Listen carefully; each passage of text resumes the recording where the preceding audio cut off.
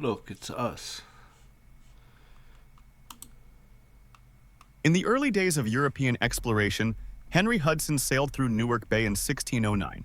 Just over 50 years later, the area became part of the English crown through a land grant from James, Duke of York. In 1664, it was named New Jersey to honor the Isle of Jersey in the English Channel, home of Sir George Carteret, one of its proprietors. Over time, New Jersey played significant roles in American history, from Revolutionary War battlegrounds to becoming the third state to ratify the U.S. Constitution in 1787. Today, it stands as a testament to centuries of rich and diverse history. In the early days of European exploration, Henry Hudson sailed through Newark Bay and New Jersey was formed as a British colony in 1664 and England seized the territory from the Dutch. Initially, New Jersey was part of the province of New York. In 1674, King Charles II granted New Jersey to his friends George Carteret and Lord Berkeley of Stratton as a proprietary colony. They established two separate provinces in New Jersey, West Jersey and East Jersey. West Jersey and East Jersey had separate administrations and often came under different governance. Yeah, this dude's voice In trips me 1702, out. King William III combined the two provinces into a single colony under the same governor. After the American who'd Revolution, I say? New Jersey was one of the 13 combined the two provinces separate administrations and often came under different governance. In 1702, King William III combined the two provinces into a single colony under the same governor. Queen Anne. King William III combined the two provinces into a single colony under the same governor. Queen Anne. Not William III. I think. Who combined West and East. Ooh. Jersey in 1702. I think 1702. Queen Anne. In 1702, Queen Anne combined East and West Jersey, officially uniting the two colonies under British rule and establishing New Jersey as a single royal colony. This effectively combined the two territories under her authority. I think one of them, reasons for unification, the proprietors of both East and West Jersey surrendered their governing rights to the crown, leading to the creation of a single colony. Edward Hyde, Lord Cornbury, was appointed as the first governor of the unified New Jersey colony. Yesterday, I went through all the list of the different eras and different governments of New Jersey. All the governors. But anyway, that short's wrong. It said William III. It was Queen Anne. Anywho, I am just looking.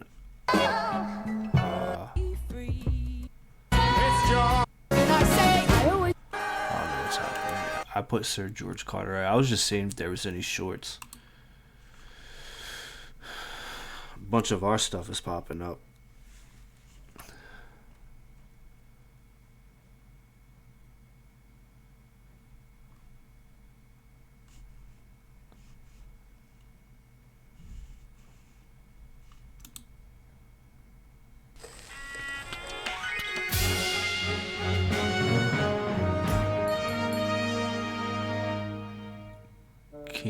New Jersey began in 1664 as a royal gift.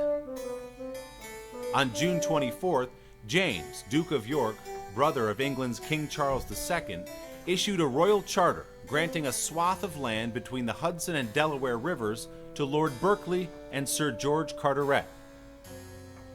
The charter referred to these lands for the first time as New Jersey, in honor of Carteret's defense of the English Channel island of Jersey during the English Civil War. This is all stuff we already know. We Carteret just found and this Berkeley out on our further last divided their holding, stream. with Carteret I was just seeing if there was just anything cool that we didn't make note of yet, that we didn't catch.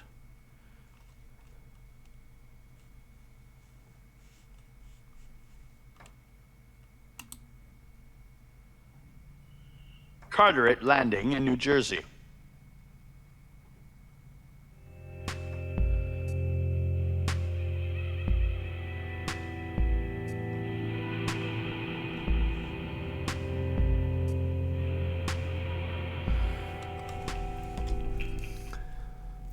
With the fall of New Amsterdam, New Jersey was granted to the Duke of York, and that same year he conveyed it to Lord John Berkeley and Sir George Carteret. Berkeley sold his interest to two Quakers. Later, one of these two disposed of his share to three Quakers, one of whom was William Penn. Later still, the three acquired the share of the other Quakers. The four-way deed of 1676 gave Carteret East Jersey and the Quakers West Jersey. Carteret's land was put on the auction block in 1682, and Penn and 11 associates bought it in for £3,400. 76 gave Penn. Later still, the three acquired Sir George Carteret. Berkeley sold his interest to two Quakers. Later, one of these two disposed of his share to three Quakers, one of whom was William Penn. Later still, the three acquired the share of the other Quakers. The four-way deed of 1676 gave Carteret East Jersey and the Quakers West Jersey. Carteret's land was put on the auction block in 1682, and Penn and 11 associates bought it in for £3,400. The 12 were later doubled in numbers, and in 1701, 1702, all the proprietors surrendered their rights of jurisdiction.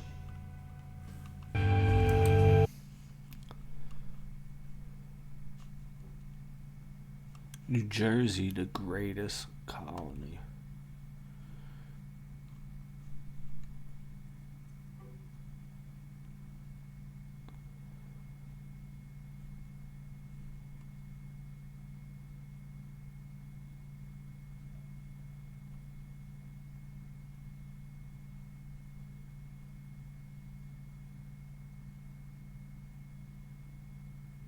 Oh shit. Oh wow. This is a descendant. Philip Mallet de Carteret talks to WFMU from his manor on Jersey Island, which is in the English Channel. Okay. Who was the co-owner of New Jersey? Okay, so that picture Is a Sir George Carteret, okay. who was the co-owner of New Jersey with Lord Berkeley, granted, I believe, by James II rather than Charles. Yeah. George was a sailor lad and sailed in the British Navy Yep. until the Civil War. Mhm. Got out with Charles to France in 1649, I suppose, thereabouts. Came back with Charles in the Restoration and became the Treasurer of the Navy. With That's Pepys, right. Samuel Pepys, the diarist, as his clerk. Yeah, that's cool as shit. Not, I mean, Mentions going to oof. see that portrait being painted by Sir Peter Lilly, who was the Crown portraitist. And Elizabeth, his wife, after whom the first capital, as far as I understood it, of New Jersey was named. Yep. A copy, and I'm pretty certain it's in the library. The city of I've seen it Elizabeth. when I went over. And Elizabethtown. And that's the New Jersey connection. Okay.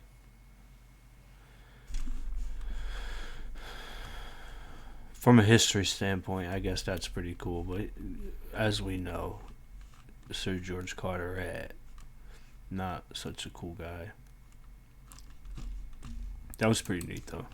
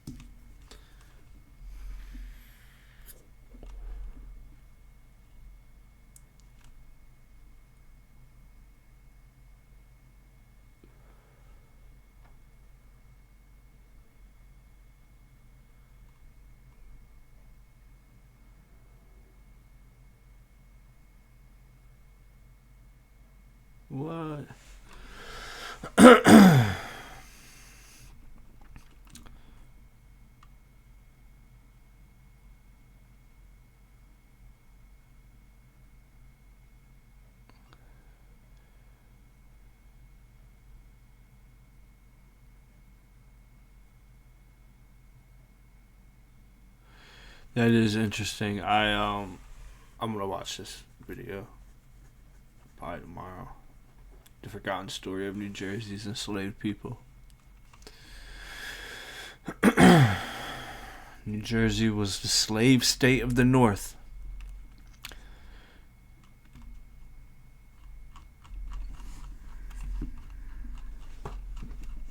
Alright, anyway.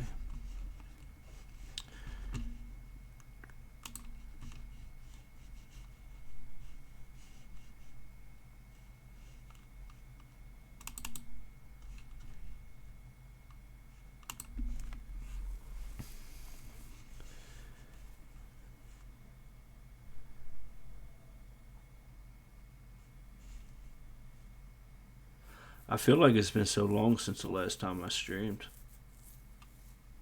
It's officially just been a week.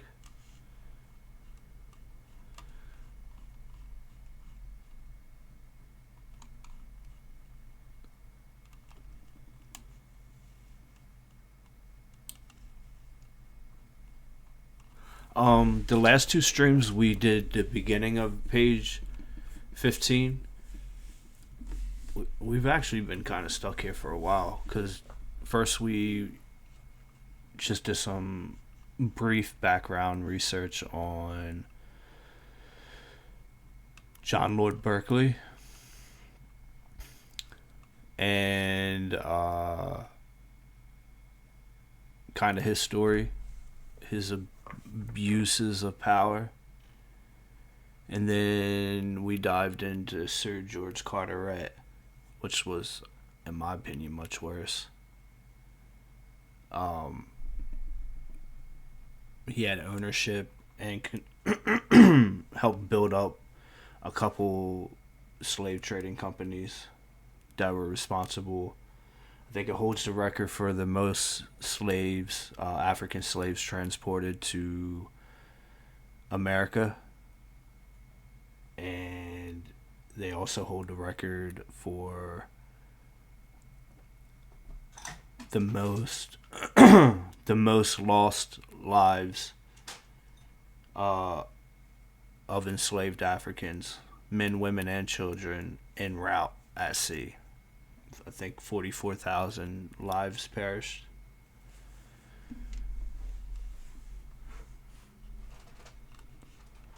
He also apparently messed up money and abused his power. John Lord Berkeley sold government offices and government seats and positions. They both apparently were bad with money. And they both, despite all of that I just said, were constantly rewarded, even after public shame. But they were really loyal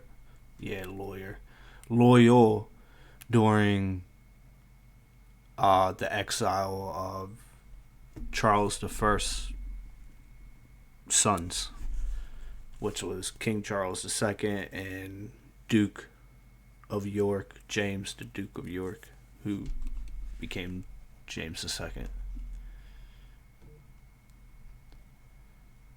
Their grandfather, James I, was who had the Bible rewritten.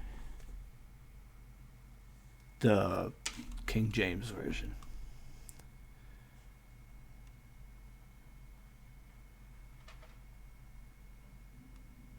Alright, so now we're going to move on to right here, and then we're just going to keep on reading into page 16. Let me get my notes ready.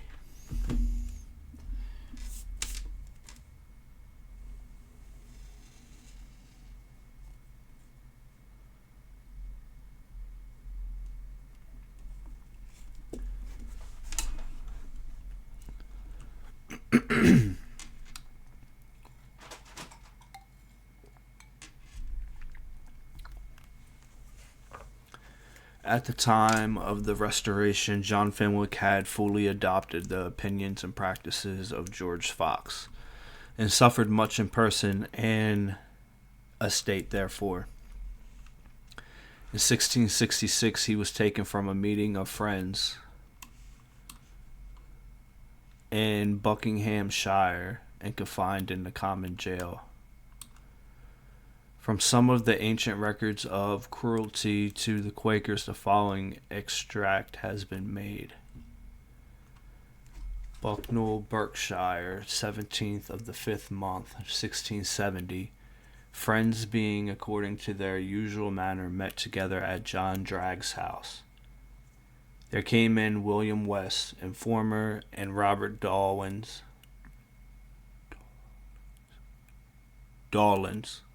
informer, and another assistant. One of them said to the other, "Here is none that speaks. Let us go our way." And so they went forth.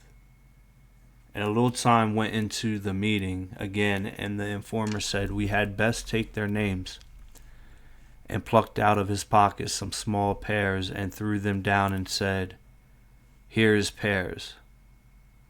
What am I reading? If boys were here, they would scramble for them, and laughed. So they took friends' names and went and informed Edward Sawyer, right? Knight and Justice, so called, who gave forth a warrant to distrain friends' goods, although he confessed there was no speaking or praying proved. And James Gatz, constable of Benfield, assisted with 2 more, went to John Fenwick's and demanded of him 5 shillings for being at said meeting. And John Fenwick refused to pay.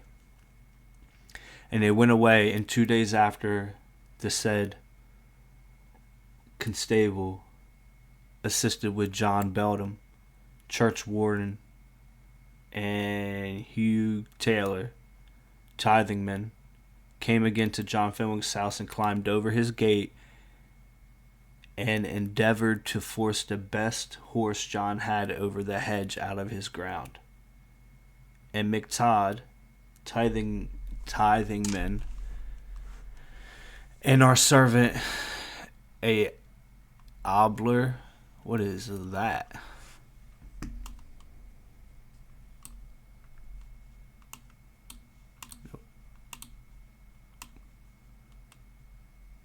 I didn't know I could highlight this.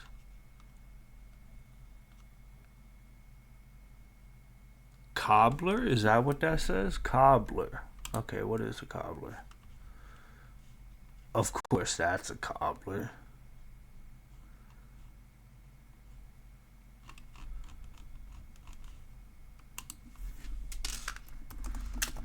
Church position?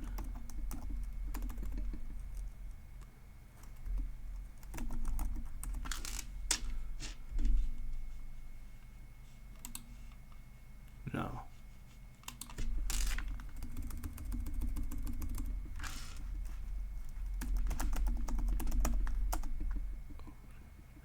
This is definitely want to give me dessert recipes.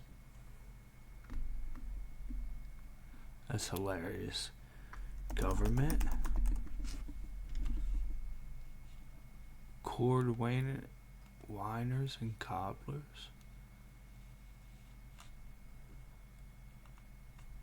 Shoes. That makes sense.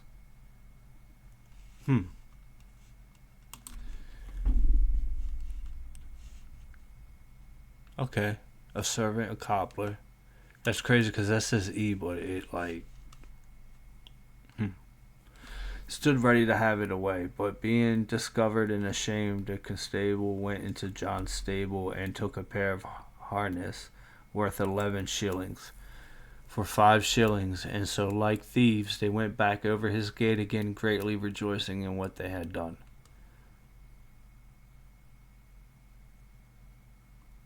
I wonder where that took place at. I wonder if that was Staten Old Hall.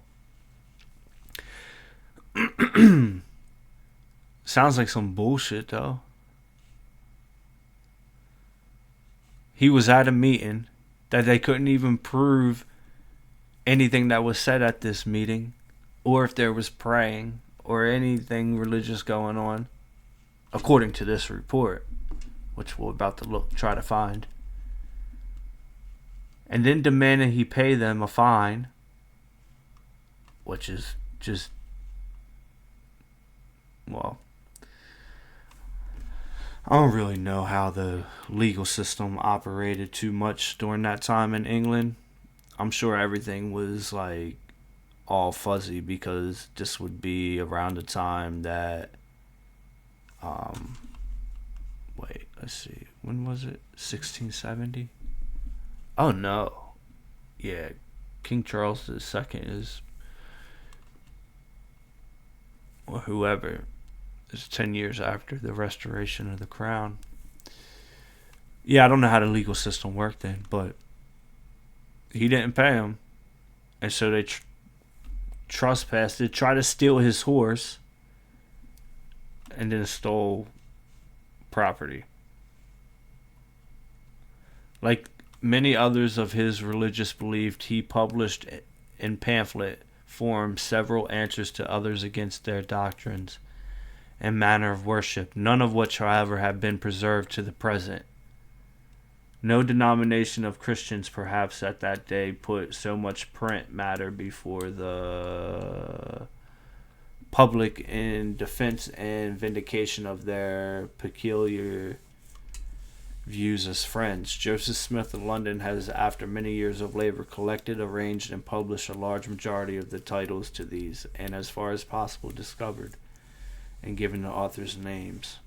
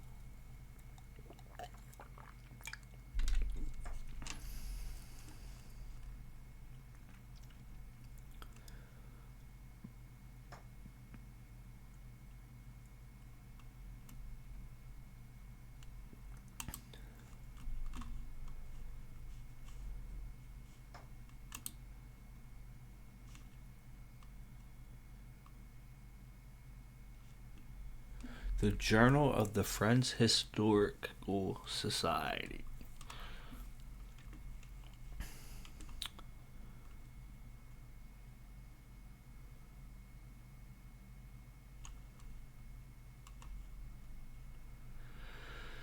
This is way after what we need.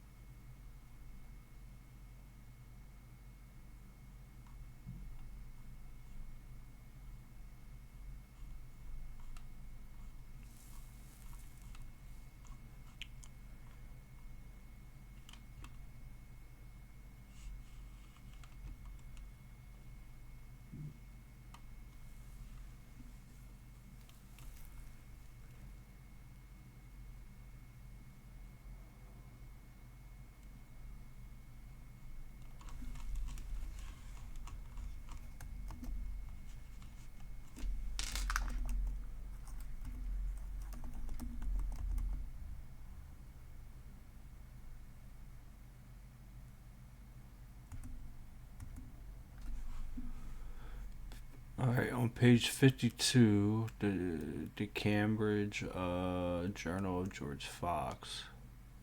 On page 300, there is a notice of Dr. Walsh in the publications of the Genealogical Society of Pennsylvania, volume, I don't know, number 2, 1928, under the captain of Wace, Conyers, Sansom, Izzard, Crotch. Martha Izzard says that she was the daughter of Samuel and Martha Conyers, which Martha Conyers' maiden name was Woodward. She was sister to Mary Woodward, who was the wife of James Wace.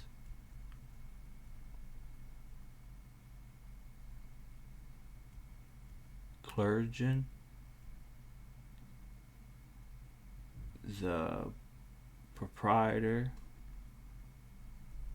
of John Fenwick's colony of New Jersey, by whom he had James Wace Jr., who had no other children but that James Wace, who kept a apothecary shop in Philadelphia and died there.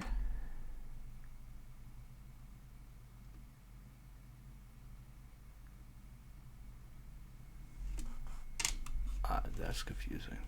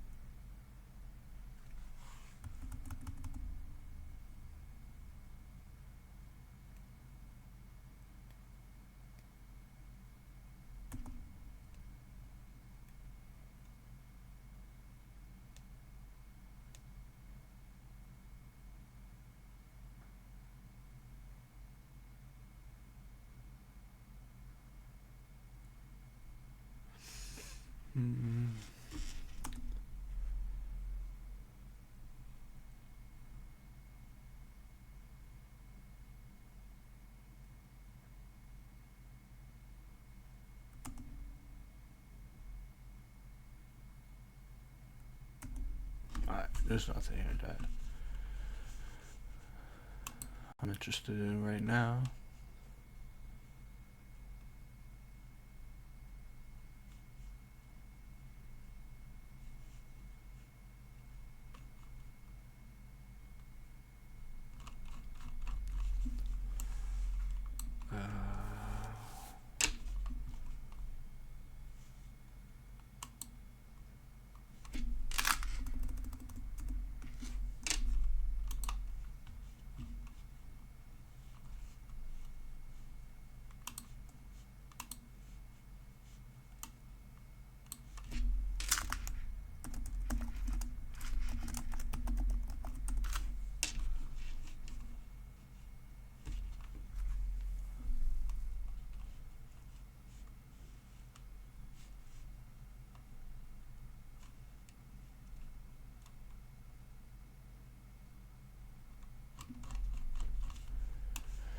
I wonder if there was like a diary of like George Fox. I guess we never really looked into him too much. Let's see. Early English Quaker records.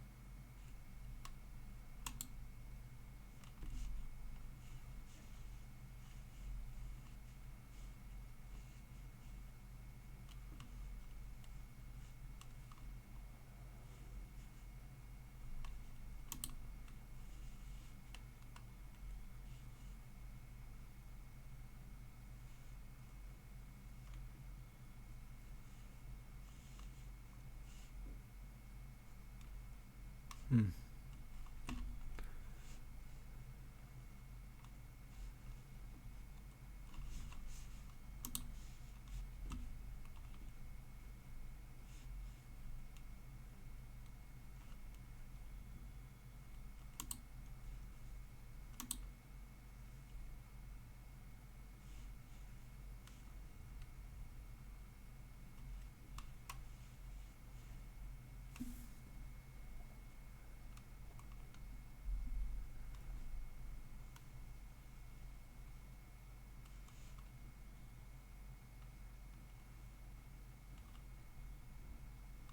Oh, wow, look at that.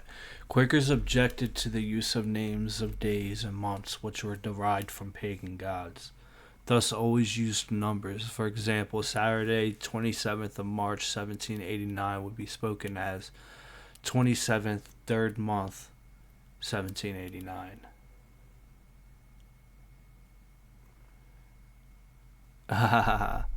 To distinguish the two numbers in writing, Quakers often used Arabic numerals for the day and Roman numerals for the month. So this would become that right there, what you see. I can't read.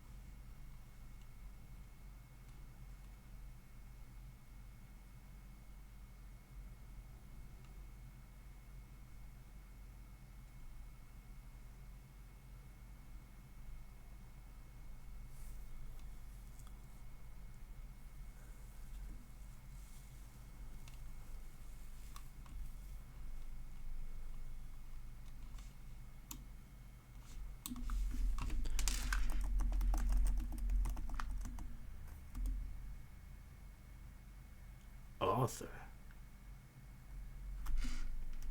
Anyway.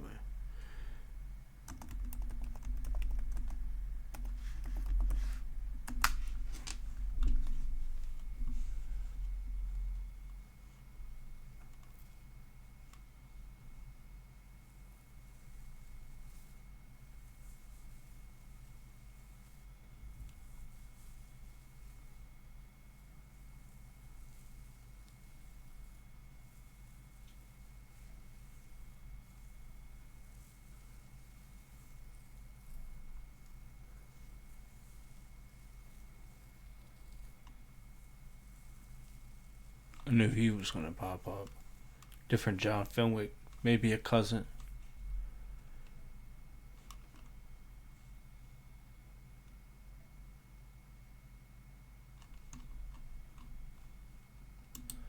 See what this says. Oh.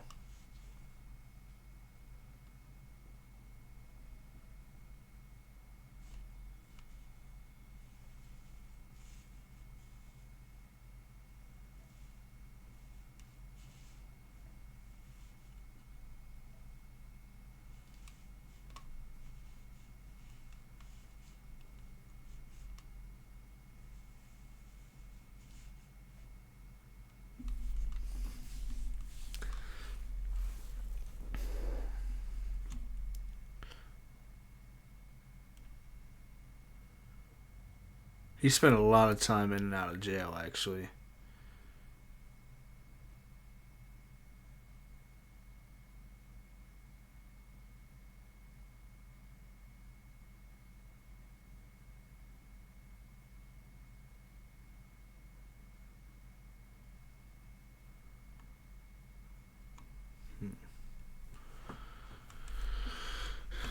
Nope, this doesn't really tell us anything either.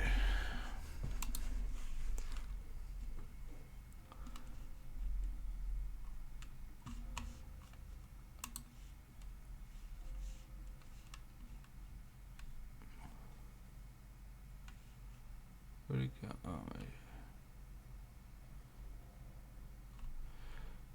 Let's see if we can find.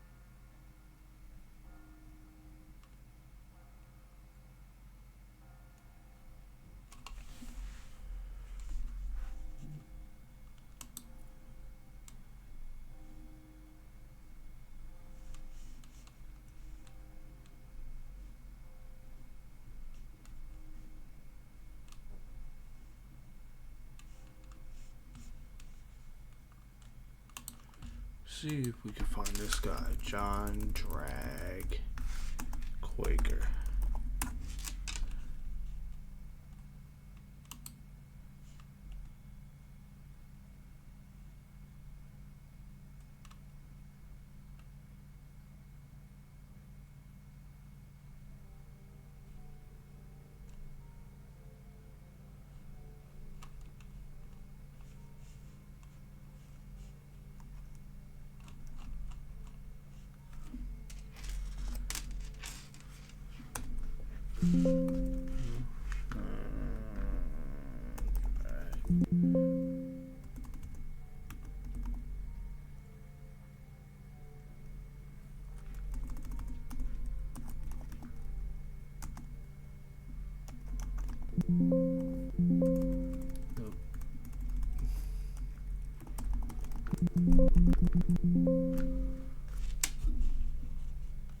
Nope.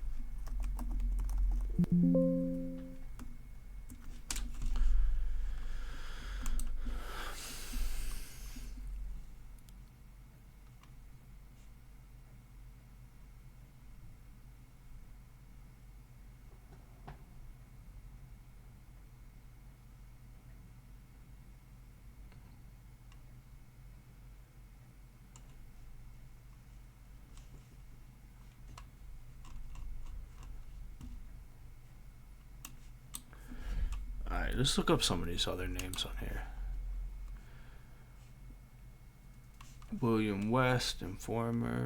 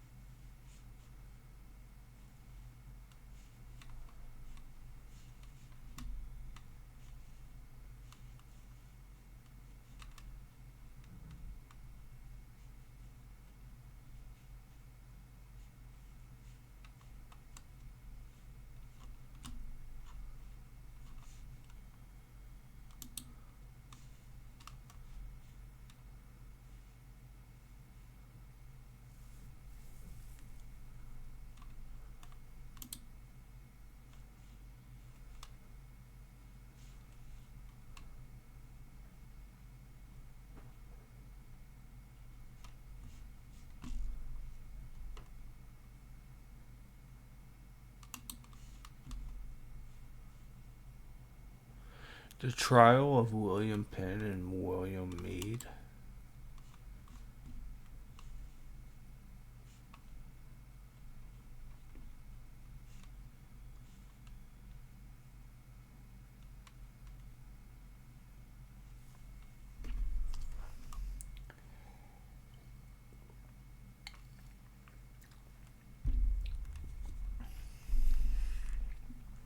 To the memory of Thomas Jefferson, which needs frequent refreshing.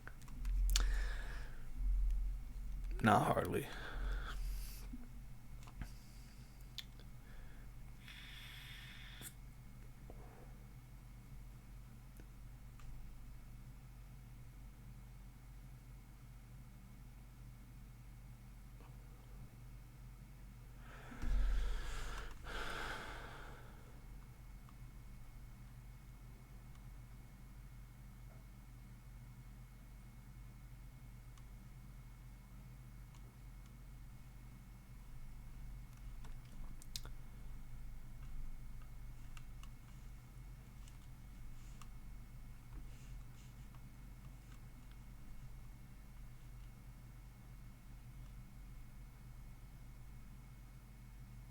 John Smith shares.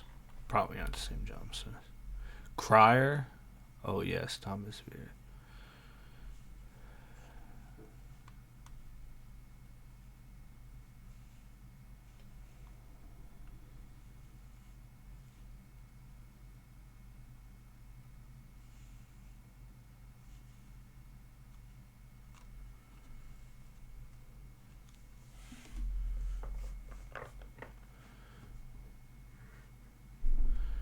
That William Penn gentleman and William Meade, late of London, linen draper, with divers other persons to the jurors unknown, to the number of 300, the 14th day of August in the 22nd year of the king, about 11 o'clock in the forenoon, the same day with force and arms, in the parish of St. Bennet, Grace Church, in Bridge Ward, London, in the street called Grace Church Street, unlawfully and tumultuously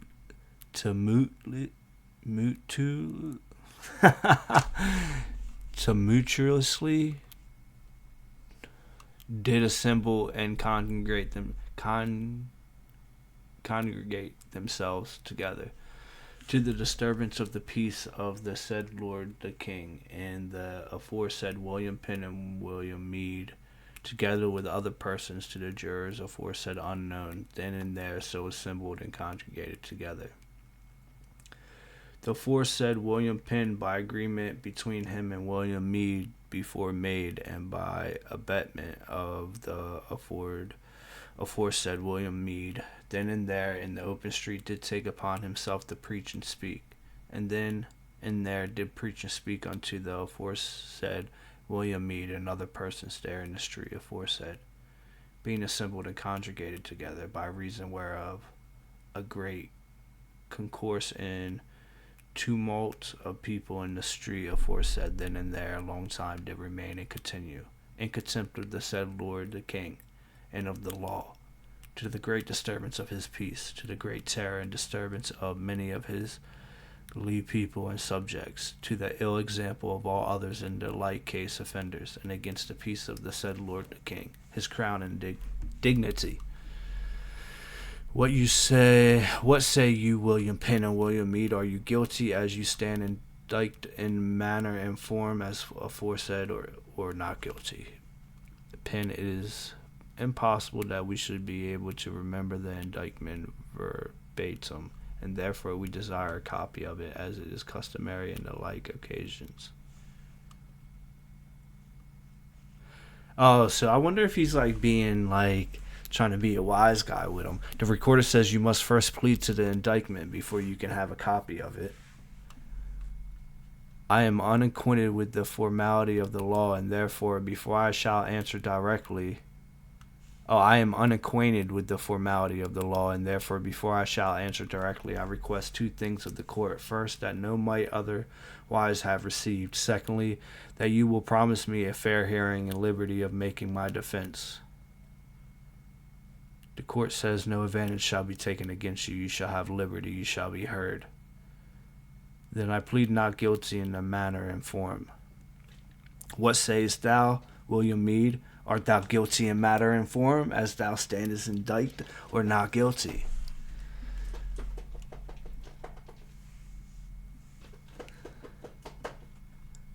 Meade, I shall desire the same liberty as is promised William Penn. You shall have it. Then I plead not guilty in manner and form.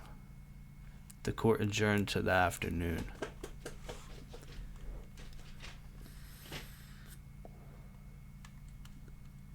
So I guess really this is probably religious persecution, which is why they all went to America. William Penn, the Quakers, Pennsylvania, West Jersey, Delaware was a part of Pennsylvania. That was a Quaker colony. Then what? Massachusetts. That colony was Puritan, Anglican, Puritan. Actually, I think Puritan.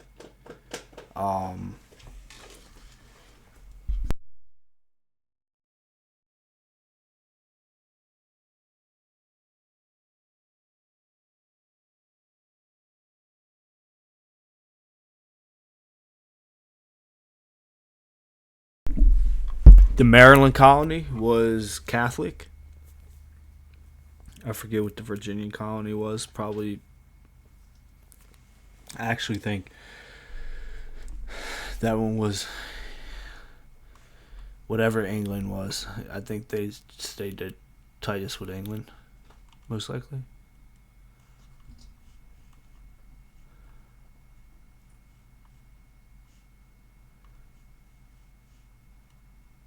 The said prisoners were brought, but were set aside, and other business prosecuted, where we cannot choose but observe that it was the constant and unkind practices of the court to the prisoners to make them wait upon the trials of felons and murderers, thereby designing in all probability both to affront and tire them.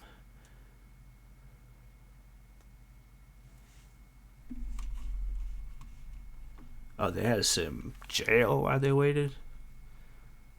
For preaching in the streets.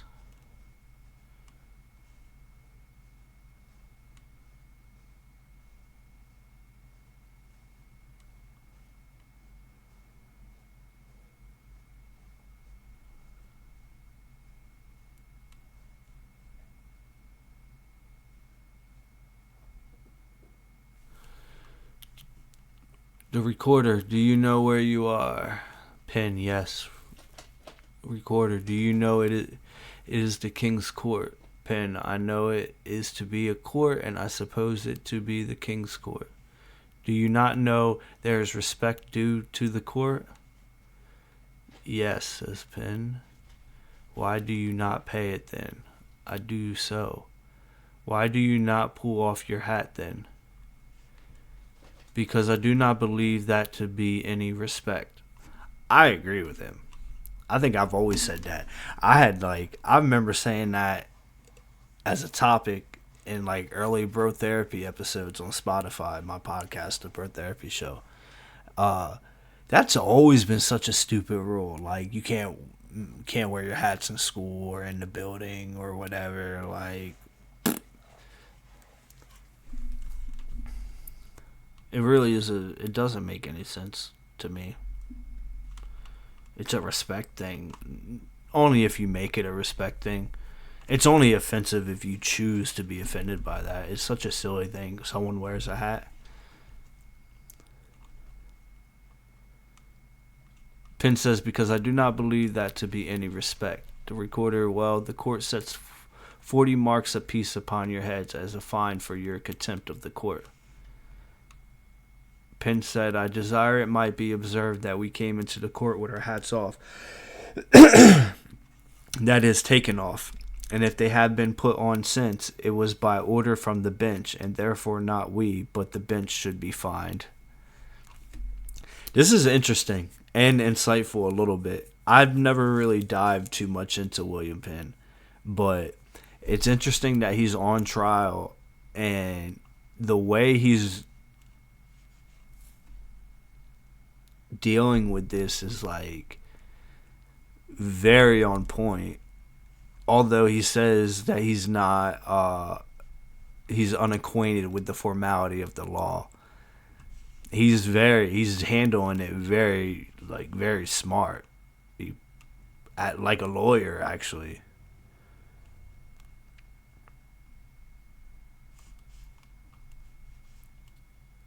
Mead, I have a question to ask the recorder. Am I fined also?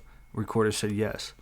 Mead, I desire the jury and all people to take notice of this injustice of the recorder, who spake to me to pull off my hat, and yet hath he put a fine upon my head. O fear the Lord, and dread his power, and yield to the guidance of his Holy Spirit, for he is not far from every one of you.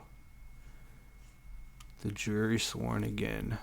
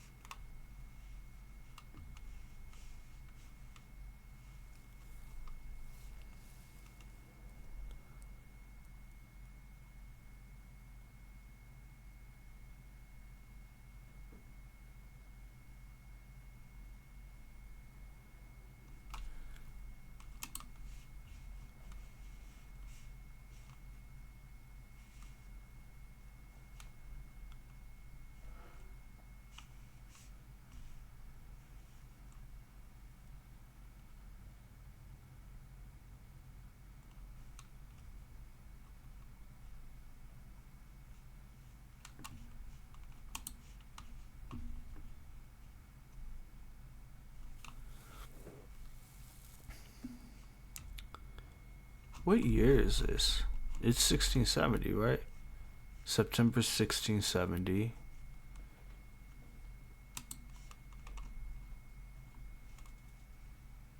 The 5th month.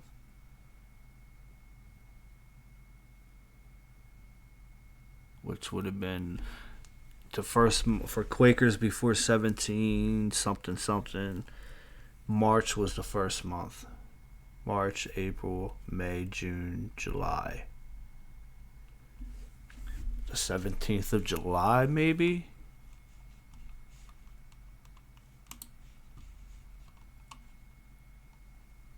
September of 1670?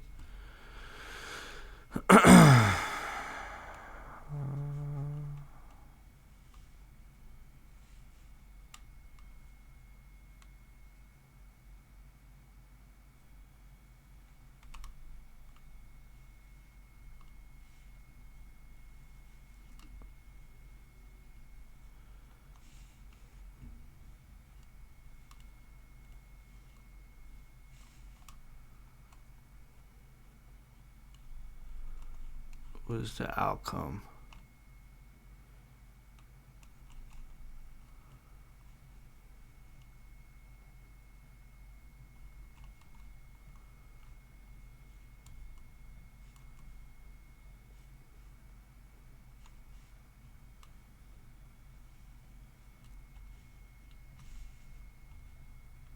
Oh, they found him guilty.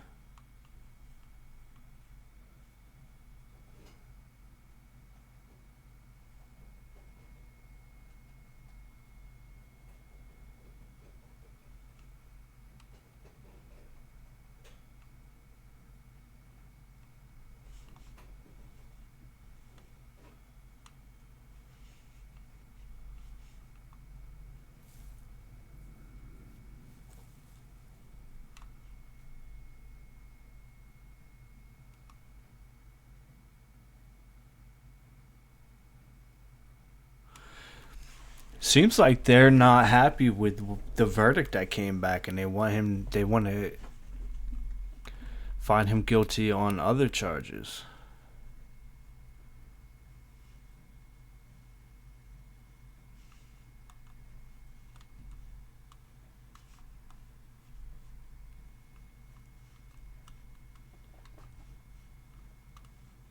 The 14th of August. Wait.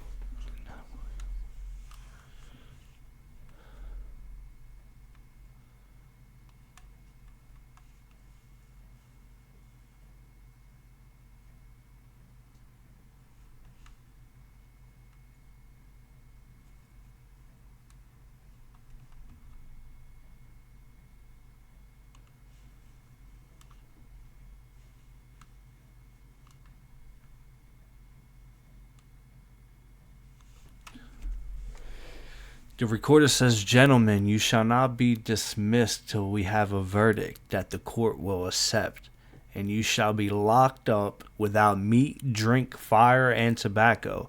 You shall not think thus to abuse the court. We will have a verdict by the help of God, or you shall starve for it." Damn. Damn.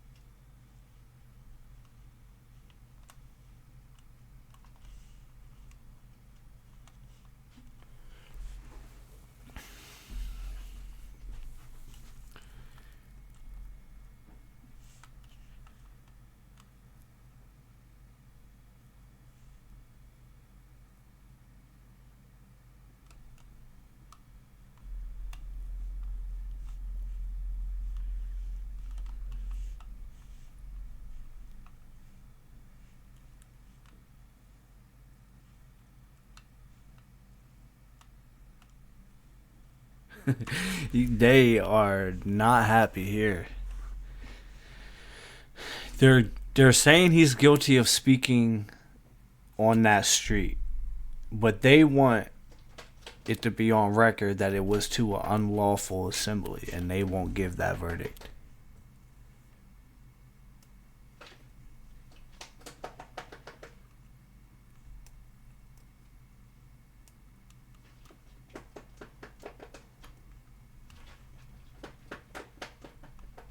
Damn, he threatened to cut the guy's throat. Bush says, Sir Thomas, I have done according to my conscience. May said, that conscience, the mayor, I believe, that conscience of yours would cut my throat. Bush said, no, my lord, and now it never shall. And the mayor, but I will cut yours as soon as I can.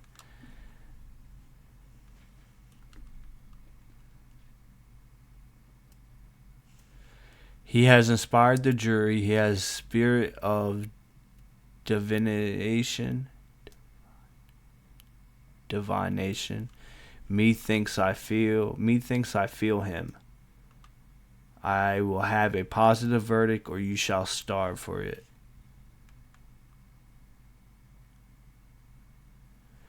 Penn asked, I desire to ask the recorder one question. Do you allow the verdict given of William Meade?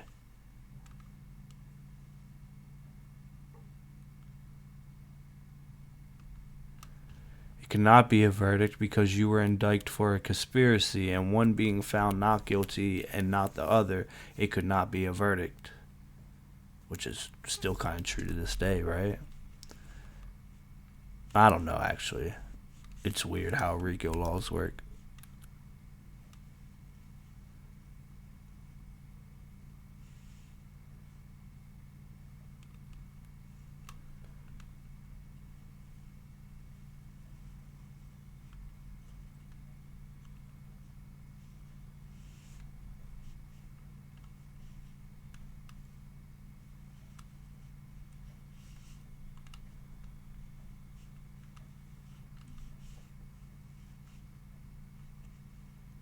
They still sticking to their guns.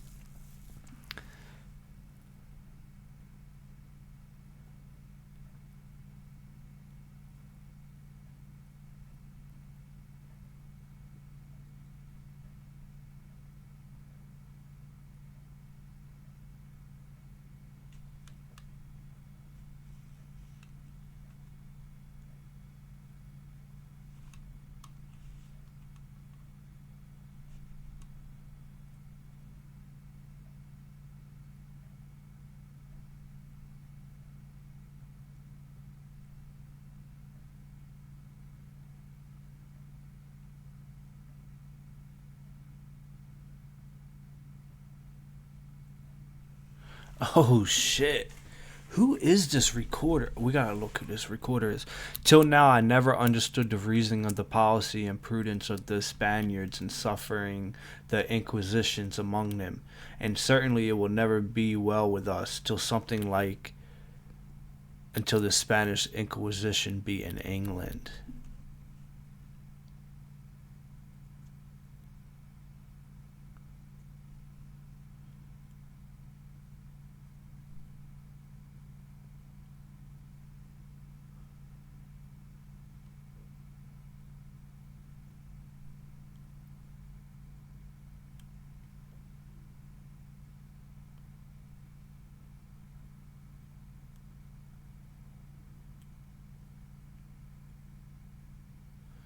Damn. He's going to put it in law that if you don't conform, then you don't have protection of the law.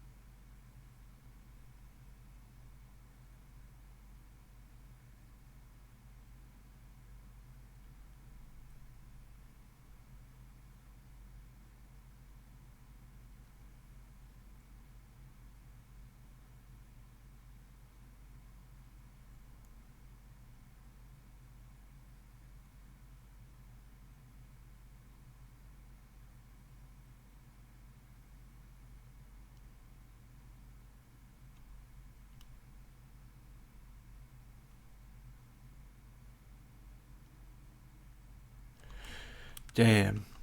They came back this time the next day with not guilty verdicts for both of them. They made them each give a verdict unanimously. And then he says, "I'm sorry, gentlemen, you have followed your own judgments and opinions rather than the good and wholesome advice which was given you. God keep my life out of your hands, but for this the court finds you 40 mark a man and imprisonment till paid." At which Penn stepped up towards the bench and said, "I demand my liberty, being freed by the jury."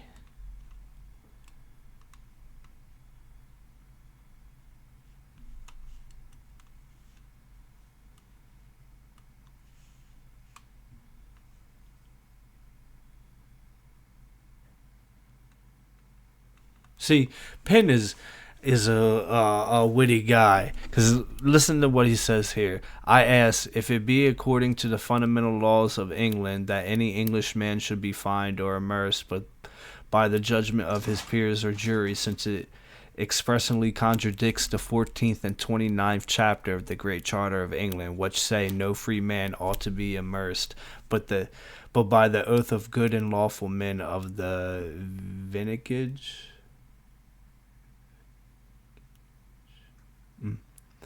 That doesn't sound like someone who's unfamiliar with the law.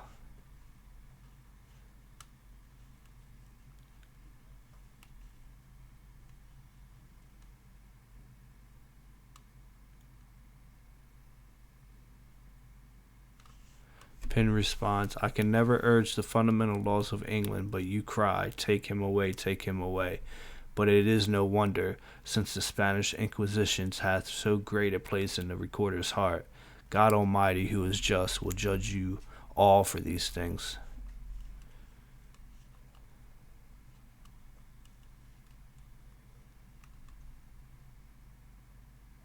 Damn, they sent everyone away. Penn, Meade, and the jury.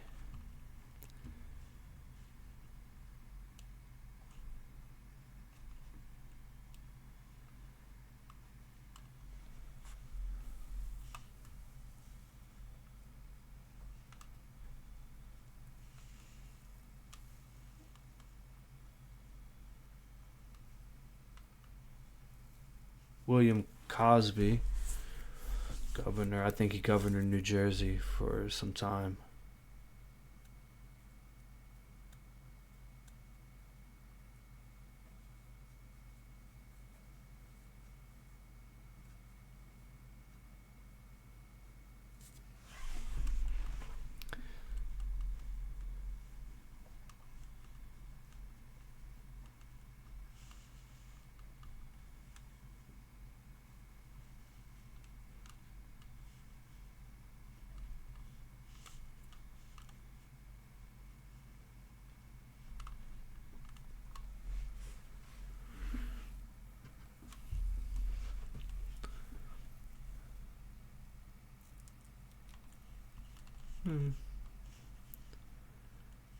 I'm gonna stop there. I think we might stream tomorrow again, and then we'll look at some of these other names on this page here. I really wish I could find like this actual original source to this record.